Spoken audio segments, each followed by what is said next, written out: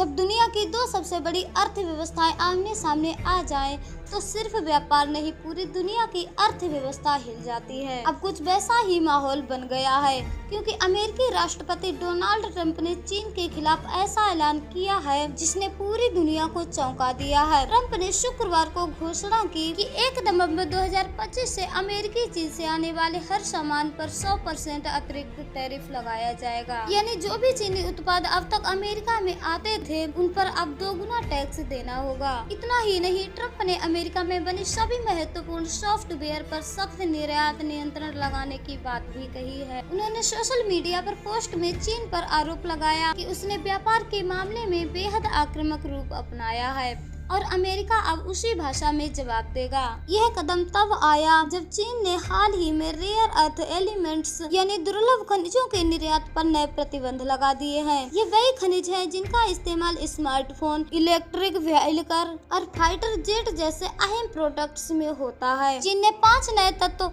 Holmium, एब्रियम, एथ्यूलियम, europium और येटरबियम अपनी expert ban list में जोड़ दिए हैं। इनके बाद अब इन तत्वों और उनसे जुड़ी तकनीकों के लिए एक सपोर्ट लाइसेंस जरूरी कर दिया गया है। चीन का कहना है कि यह कदम उसने राष्ट्रीय सुरक्षा की रक्षा के लिए उठाया है, लेकिन अमेरिका को यह एक सीधा आर्थिक हमला लग रहा है।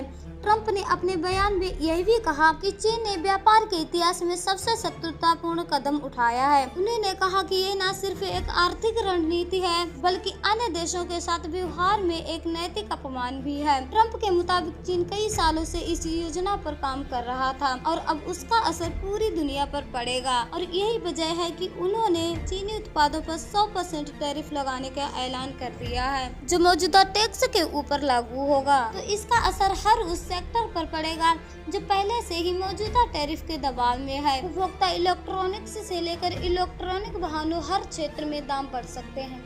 यह कदम ट्रंप के पहले कार्यक्रम में हुए ट्रेड वॉर के बाद से तो का सबसे बड़ा संरक्षणवादी फैसला माना जा रहा है। और इतना ही नहीं, ट्रंप ने चीनी राष्ट्रपति शी जिनपिंग से होने वाली संभावित बैठक पर भी सवाल खड़े कर दिए हैं।